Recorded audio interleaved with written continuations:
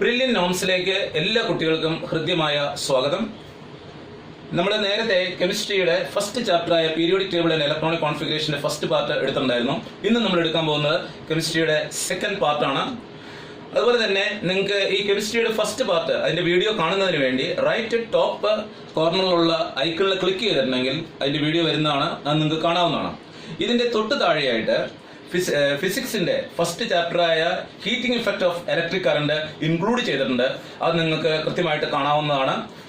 അതുപോലെ ഇന്ന് നമ്മൾ സ്റ്റാർട്ട് ചെയ്യുന്നത് ഇതിന്റെ സെക്കൻഡ് പാർട്ടാണ്. എല്ലാ കുട്ടികളെയും ഒരിക്കൽ കൂടി സ്വാഗതം ചെയ്തുകൊണ്ട് നമുക്ക് ക്ലാസ്സിലേക്ക് കിടക്കാം.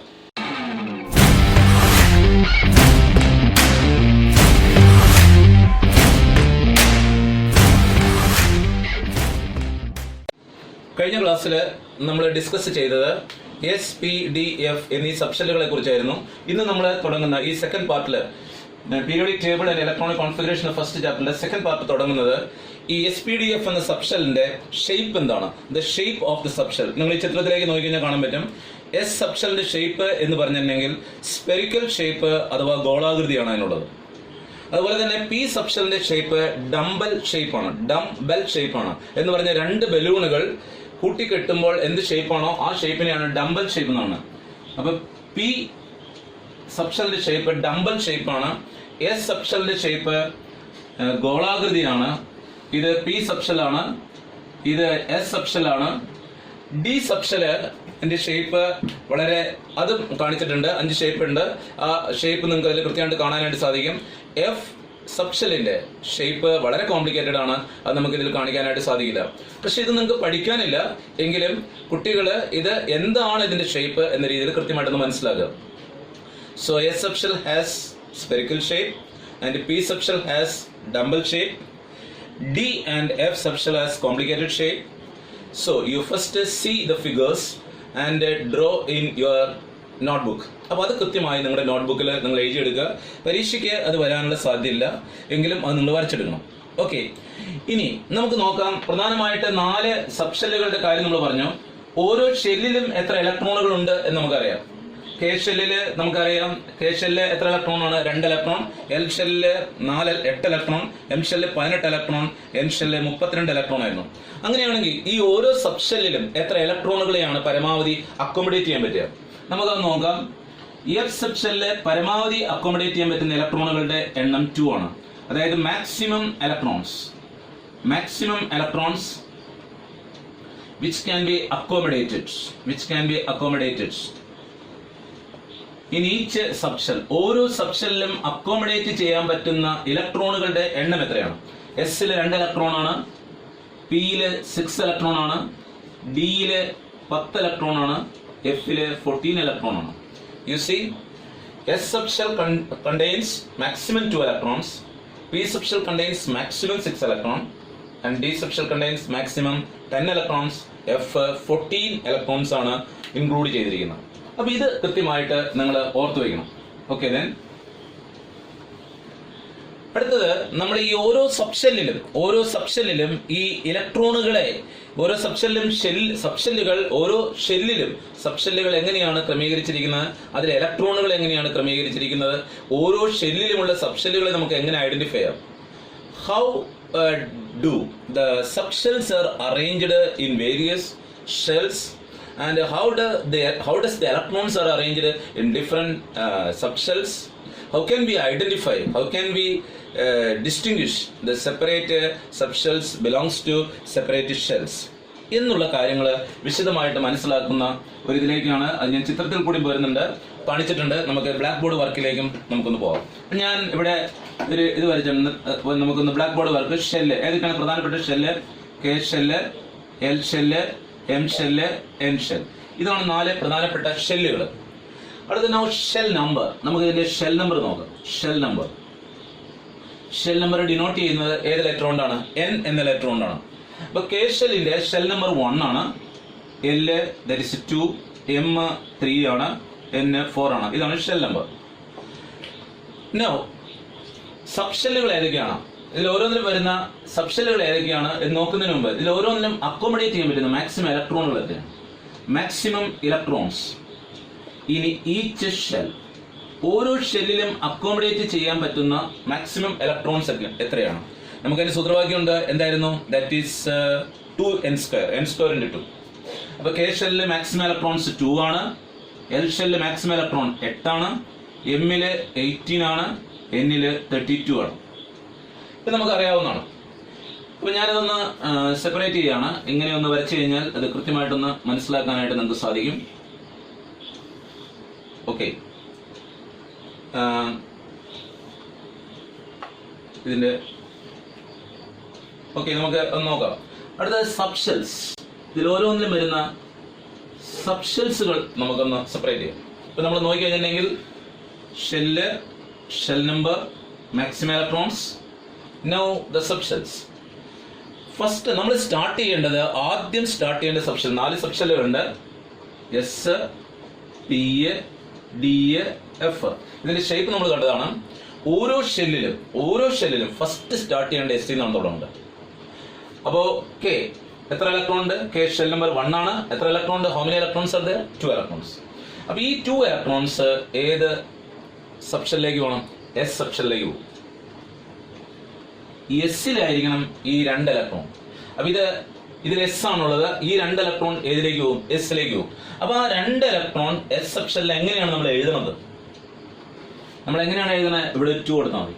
S² എന്നുള്ളത് വായിക്കണ്ടേ S2 എന്ന് പറഞ്ഞാൽ കെ ഷെല്ലിലുള്ള 2 ഇലക്ട്രോൺ എസ് സബ്ഷെല്ലില് നമ്മൾ എന്ത് ചെയ്തു? അക്കോമഡേറ്റ് ചെയ്തു. So S subshell is filled with 2 electrons. അപ്പൊ എസ് സബ്ഷെല്ലാണ് ഈ 2 ഇലക്ട്രോൺ. ഇത് ഏതിന്റെ എസ് സബ്ഷെല്ലാണ്? കെയുടെ. അപ്പൊ ഇത് കെയുടെ എസ് സബ്ഷെല്ലാണ്. നമുക്ക് എങ്ങനെ ഐഡന്റിഫൈ ചെയ്യാൻ പറ്റും? നമുക്ക് ഇതിന്റെ മുമ്പിൽ കെ എഴുതാൻ പറ്റില്ല. അതിന് പകരം നമ്മൾ എന്ത് എഴുതും? ഷെൽ നമ്പർ എഴുതും. കെയുടെ ഷെൽ നമ്പർ എത്രയാണ്? 1. അപ്പൊ നമുക്ക് ഇത് എങ്ങനെ ഡിനോട്ട് ചെയ്യാം? 1s2. അപ്പൊ 1s2 എന്ന് പറഞ്ഞാൽ എന്താണ്? 1 എന്താണ്? Shell number. 1 means first shell, that is A K shell. S means sub shell. How many electrons R there? 2. അപ്പോ കെ ഷെല്ലിലുള്ള 2 ഇലക്ട്രോണും ഏതിൽ കയറി? എസ് കയറി. ഇനി അടുത്തത് നമുക്ക് രണ്ടാമത്തെ ഷെല്ലിലേക്ക് പോകാം. L shell. മൊത്തം എത്ര ഇലക്ട്രോൺ ഉണ്ട്? 8 ഇലക്ട്രോൺസ് ആണ്. അപ്പൊ നമ്മൾ ആദ്യം ഫില്ല് ചെയ്യേണ്ട എവിടെ നിന്ന് തുടങ്ങേണ്ടത്? First the filling of electron should be started from S subshell. S സബ്ഷെല്ലിൽ നിന്ന് നമ്മൾ സ്റ്റാർട്ട് ചെയ്യണം. അപ്പൊ എല്ലിലെ എസ്, എല്ലിന്റെ നമ്പർ എത്രയാണ്? 2. അപ്പൊ നമുക്ക് ഇതിനെ എങ്ങനെ എഴുതാം? 2s. അടുത്തത് അപ്പൊ 2sലെ എസിൽ എത്ര ഇലക്ട്രോൺ കയറും? That is 2 electrons. We can accommodate 2 electrons in S subshell. ഇത് ഏതിന്റെ സബ്ഷെല്ലാണ്? എൽ എന്ന ഷെല്ലിന്റെയാണ്. That is second shell. That is 2s2. ഇനി മൊത്തം എത്ര ഇലക്ട്രോൺ ആണ്? 8 electron. How many electrons are remaining? That is 6 electrons are remaining. So ഇവിടെ നമുക്ക് എങ്ങനെ എഴുതാം? 2p6 എന്ന് പറഞ്ഞിട്ടുണ്ടെങ്കിൽ രണ്ടാമത്തെ എസ് കഴിഞ്ഞ രണ്ടാമത്തെ സബ്ഷെൽ ഏതാണ്? പി. അങ്ങനെയാണ് എടുക്കേണ്ടത്. പി അത് ഏതിന്റെയാണ്? എല്ലിന്റെ. 2p റിമൈനിങ് 8 എത്ര ഉണ്ട്? 6 ഇലക്ട്രോൺ ഇതിൽ ഫില്ലായി. 6 ഇലക്ട്രോൺ ഇതിൽ ഫില്ലായി. അപ്പൊ നമുക്കറിയാം കെ എൽ ഷെല്ലില് 2 സബ്ഷെല്ലുകൾ ഉണ്ട്. ഏതൊക്കെയാണ് 2 സബ്ഷെല്ലുകൾ? 2s-ഉം 2p-യും. 2s-ൽ എത്ര ഇലക്ട്രോൺ ആണ് മാക്സിമം? 2 ഇലക്ട്രോൺ. 2p-യിൽ എത്ര ഇലക്ട്രോൺ ആണ്? 6 ഇലക്ട്രോൺ. അപ്പൊ 2 + 6 8 ഇലക്ട്രോൺസ് ഇവിടെ ഫില്ലായി. അടുത്തത് we can see that the third shell that is M shell. M ഷെല്ലില് എത്ര ഇലക്ട്രോണുകളെ നമുക്ക് അക്കോമഡേറ്റ് ചെയ്യാനായിട്ട് സാധിക്കും? നമുക്കറിയാം 18 ഇലക്ട്രോൺസ് ആണ്. അപ്പൊ ഫസ്റ്റ് സ്റ്റാർട്ട് ചെയ്യേണ്ടത് അപ്പൊ 3 ആണ്. അപ്പൊ ഇതിൽ സ്റ്റാർട്ട് ചെയ്യേണ്ടത് 3 ആണ്. അപ്പൊ 3 കൊടുത്ത് നമുക്ക് ആദ്യം S, that is 3s, then 3p, then 3d. അപ്പൊ 3 എന്നായി. 3s, 3p, 3d. ഇനി 3s-ൽ എത്ര ഇലക്ട്രോൺ ആണ്? അപ്പൊ നമ്മൾ വിചാരിക്കുന്നത് എങ്ങനെ എഴുതാൻ കാരണം വെച്ചിട്ടുണ്ടെങ്കിൽ ഇതിന്റെ ഷെൽ നമ്പർ എത്രയാണ്? 3. അപ്പൊ നമ്മള് s-ൽ എത്ര എണ്ണം കയറ്റി? 2 എണ്ണം. p-ൽ എത്ര എണ്ണം കയറ്റി? 6 എണ്ണം. അപ്പൊ എത്രയായുള്ളൂ? 8 ആയുള്ളൂ. നമുക്ക് ടോട്ടൽ എത്രയുണ്ട്? 18. അപ്പോ 2 + 6 8.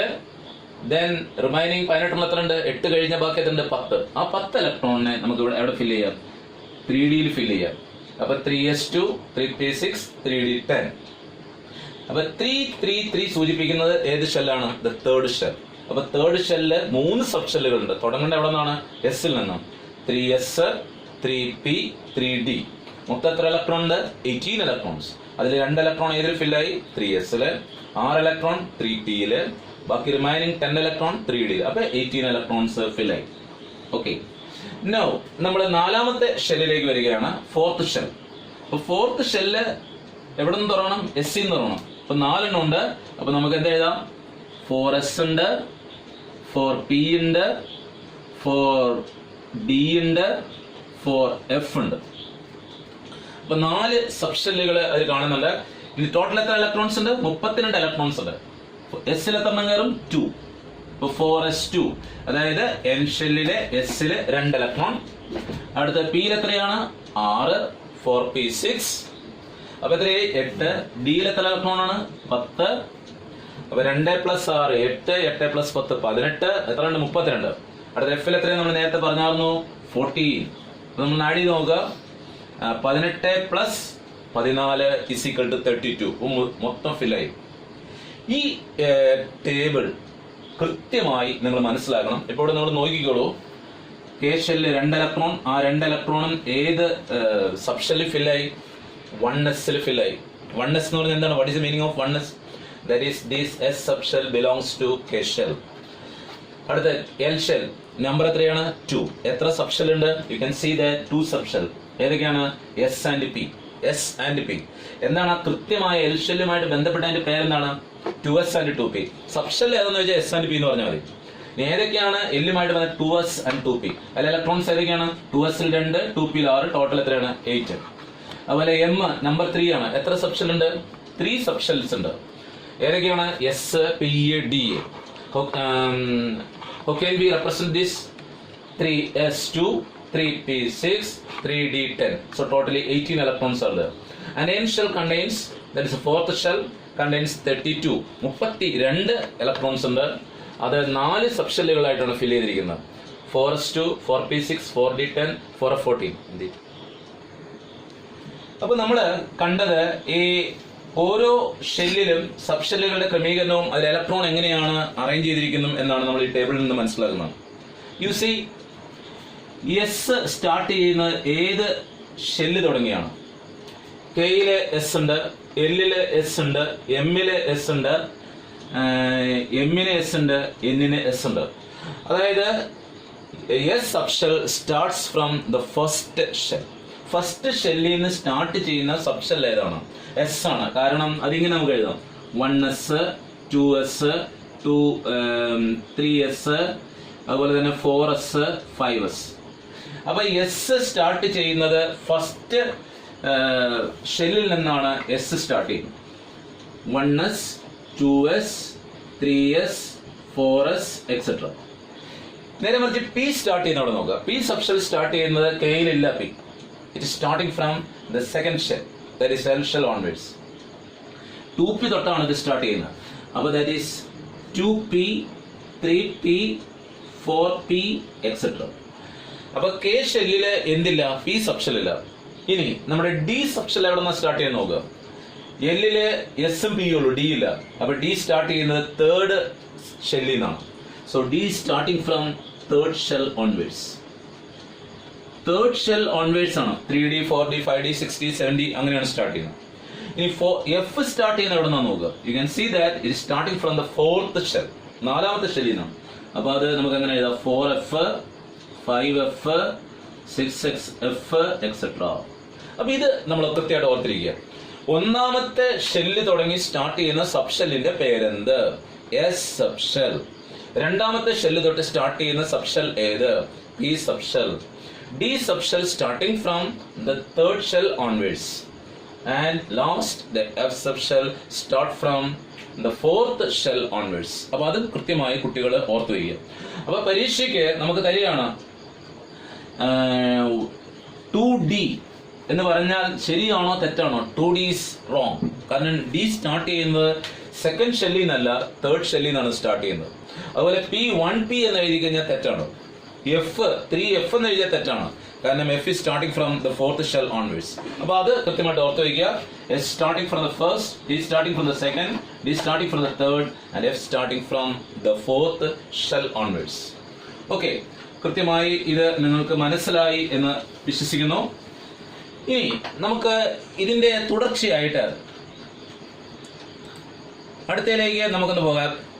നമുക്കറിയാം there is order of energy of shells നമുക്കറിയാം. അതായത് ഷെല്ലുകളുടെ ഊർജക്രമം, order of energy of shells നിങ്ങൾക്കറിയാം. ഒന്ന് പറയാമോ ഏതൊക്കെയാണ്? ഏറ്റവും എനർജി കുറഞ്ഞ ഷെൽ ഏതായിരുന്നു? There is a K shell. K shell കഴിഞ്ഞാൽ പിന്നെ ഏതായിരുന്നു? L shell, then M shell, then N shell. ഇങ്ങനെയായിരുന്നു അത് പോയിരുന്നത്. അപ്പൊ ഊർജക്രമം, ഷെല്ലുകളുടെ ഊർജക്രമം കുറഞ്ഞതിൽ നിന്ന് കൂടിയതിൽ നിന്ന്, that is the lower one to the higher one. അപ്പൊ K shell has the lowest, then N shell has the highest. ഇതായിരുന്നു ഓർഡർ. ഇതുപോലെ തന്നെ എന്താണ് the order of energy of subshells. സബ്ഷെൽസിനും ഇതുപോലെ തന്നെ ഒരു ഊർജക്രമമുണ്ട്. Subshells also has the order of energy. അപ്പൊ ഏറ്റവും ഫസ്റ്റിൽ നിന്ന് സ്റ്റാർട്ട് ചെയ്യുന്ന സബ്ഷെൽ എവിടെയുള്ളതായിരിക്കണം? കെയിലുള്ളതായിരിക്കണം. കെയിൽ നിന്ന് എല്ലിലേക്ക് വരുന്നു, എല്ലിൽ നിന്ന് എമ്മിലേക്ക് വരുന്നു, എന്നിലേക്ക് വരുന്നു. നമുക്കറിയാം കെയിൽ 1s ആണുള്ളത്, എല്ലിൽ ഏതൊക്കെയാണ്? 2s ഉം 2p ആണുള്ളത്, എമ്മിൽ ഏതാണ്? 3s 3p 3d. എങ്ങനെയാണ് ഷെൽ നമ്പർ അറിഞ്ഞാൽ നമുക്ക് സബ്ഷെല്ലിന്റെ പേര് പറയാം. M3. How many subshells are there? 3. ഏതൊക്കെയാണ്? S, P, D. N എത്രയാണ്? 4. S, P, D, F. 4 സബ്ഷെല്ലുകളിൽ. ഇതിന്റെ എനർജി ക്രമം എങ്ങനെയാണ്? ഊർജക്രമം എങ്ങനെയാണ്? അത് നമുക്കൊന്ന് എഴുതി നോക്കാം. ഞാൻ ഇവിടെ അതൊന്ന് വിശദീകരിക്കാൻ ശ്രമിക്കുകയാണ്. This is 1s, this is 2s, this is 3s, then 4s, 5s, 6s, 7s. Okay, അപ്പൊ ഞാൻ എഴുതിയാണ് നോക്കൂ. എസ് സബ്ഷെൽ എവിടെ നിന്നാണ് സ്റ്റാർട്ട് ചെയ്യുന്നത്? Starting from 1. പക്ഷെ ഇനി പി സ്റ്റാർട്ട് ചെയ്യുന്നത് എവിടെ നിന്നാണ്? 2-ൽ നിന്ന് എനിക്ക് സ്റ്റാർട്ട് ചെയ്യാൻ പറ്റുള്ളൂ. നമ്മൾ നേരത്തെ മനസ്സിലാക്കിയതാണ്. 2p, that is 3p, 4p, 5p,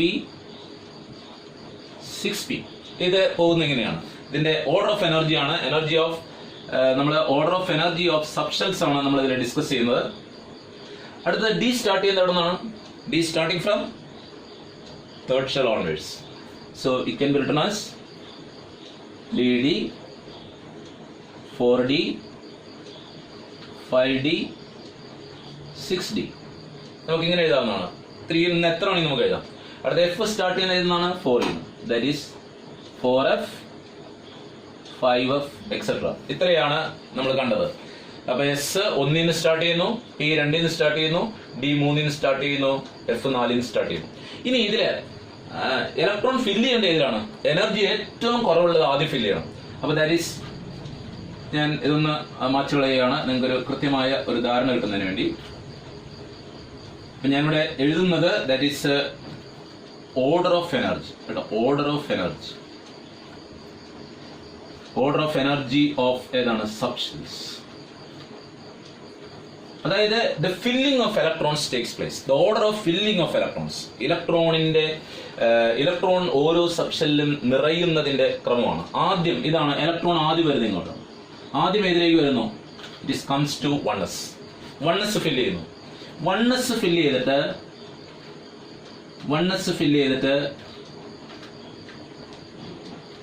അടുത്തത് ഫില്ല് ചെയ്യുന്നത് ഏതായിരിക്കും? That is 2s. 2s fill ആകുന്നു. 2s ഫില്ല് ചെയ്തിട്ട് അടുത്തത് ഏതാണ്? 2p ആണ് പിന്നെ ഫില്ല് ആകുന്നത്. 2s കഴിഞ്ഞാൽ അടുത്ത ഫില്ല് ആകുന്ന 2p. 2p കഴിഞ്ഞാൽ പിന്നെ ഫില്ല് ആകുന്നത് ഏതാണ്? 3s. 3s ആണ് പിന്നെ ഫില്ല് ആകുന്നത്. നോക്കിയേ, 1s, then 2s, then 2p, then 3s. 3s കഴിഞ്ഞാൽ പിന്നെ ഫില്ല് ആവുന്നത് ഏതാണ്? 3p. അടുത്ത ഇലക്ട്രോൺ, ആദ്യം വരുന്ന ഇലക്ട്രോൺ എങ്ങോട്ട് പോകുന്നു? 1s പോകുന്നു. ദെൻ നെക്സ്റ്റ് ഇലക്ട്രോൺ എങ്ങോട്ട് പോകുന്നു? 2s പോകുന്നു. ദെൻ നെക്സ്റ്റ് ഇലക്ട്രോൺ 2p പോകുന്നു. Then next electron 3s. Then next electrons 3p. 3p കഴിഞ്ഞാൽ അടുത്ത ഇലക്ട്രോൺ പോകുന്നത് 4s.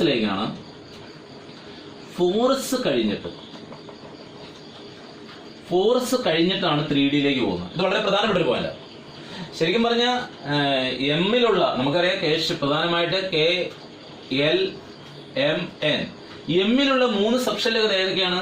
3s, 3p, 3d. പക്ഷെ 3p കഴിഞ്ഞിട്ട് 3d ഈ ഇലക്ട്രോൺ പോകുന്നു. Please listen. 3s, 3p കഴിഞ്ഞ് പിന്നെ ഇലക്ട്രോൺ പോകുന്നത് ഫോർത്ത് സബ്ഷെല്ലായ 4s-ലേക്കാണ് പോകുന്നത്.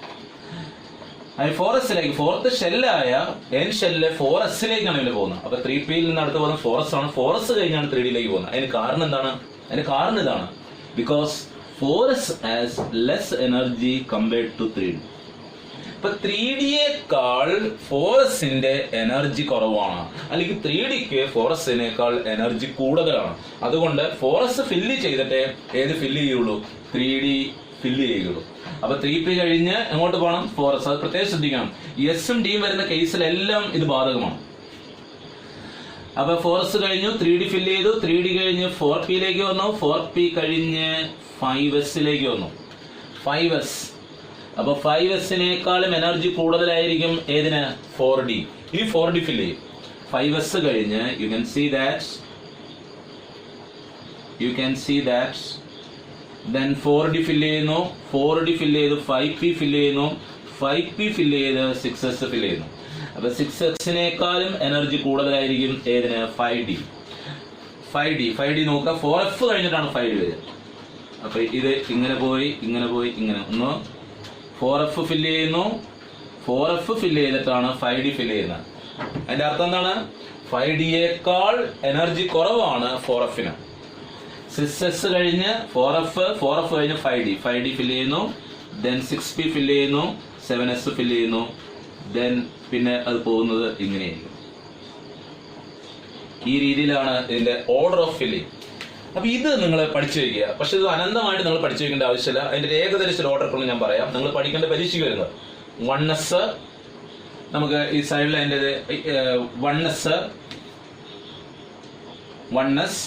1s ഫില്ല് ചെയ്യുന്നു. അതിനുശേഷം ഫില്ല് ചെയ്യേണ്ട ഏതാണ്? 1s-നേക്കാളും എനർജി കൂടുതലാണ് ഏതിന്? 2s. 2s-നേക്കാളും എനർജി കൂടുതലാണ് 2P-ക്ക്. 2P-യേക്കാൾ എനർജി കൂടുതലാണ് 2P ഏതാണ്? 3s. 3s-നേക്കാൾ എനർജി കൂടുതലാണ് 3P. 3P-യേക്കാൾ എനർജി കൂടുതലാണ് 4s. 4s-നേക്കാളും എനർജി കൂടുതലാണ് 3D. 3D-യേക്കാൾ എനർജി കൂടുതലാണ് 4P. 4P-യേക്കാൾ എനർജി കൂടുതലാണ് 5s. നിങ്ങളൊരു ഇത്രയും നിങ്ങൾ ബൈ ഹാർട്ട് പഠിച്ചാൽ മതി, എൻ്റെ അഭിപ്രായത്തിൽ. അപ്പോൾ എവിടെ വരെ പഠിക്കണം? 5s വരെ ഏതുറക്കത്തിൽ ചോദിച്ചാലും പറയുന്ന രീതിയിൽ നിങ്ങൾ പ്രാക്ടീസ് ചെയ്യാനായിട്ട് ശ്രമിക്കുക. അപ്പോൾ ഓർഡർ ഓർത്ത് വയ്ക്കുക. The first electron, the filling of electrons in the subshells is shown in the increasing order of subshells. The filling of electrons in the subshells, the increasing order of subshells. അതായത് സബ്ഷെല്ലുകളുടെ ഊർജം കൂടി വരുന്ന ക്രമമാണ് ഞാനിവിടെ കാണിച്ചിരിക്കുന്നത്. 1s, അതിനേക്കാൾ ഊർജം കൂടുതൽ 2s, അതിനേക്കാളും കൂടുതൽ 2P, 3s, 3P, 4s, 3D. അതിൽ ശ്രദ്ധിക്കേണ്ട കാര്യം ഇതാണ്, 4s ഫില്ല് ചെയ്തതിനു ശേഷം മാത്രമേ ഏത് ഫില്ല് ചെയ്യാൻ പാടുള്ളൂ? 3D ഫില്ല് ചെയ്യാൻ പാടുള്ളൂ. എന്താണ് കാരണം? What is the reason? First filling, the filling of electrons takes place in 4s, then only the 3D is filling. Why? Because 4s has less energy compared to 3D. 3D-യേക്കാളും 4s-ന്റെ energy കുറവാണ്. അതുകൊണ്ട് 4s fill ചെയ്തിട്ടേ 3D fill ചെയ്യാൻ പാടുള്ളൂ. അപ്പൊ ഇത്രയും കാര്യം നമ്മളൊന്ന് ഓർത്ത് വെച്ചേക്കണം. ഓക്കെ,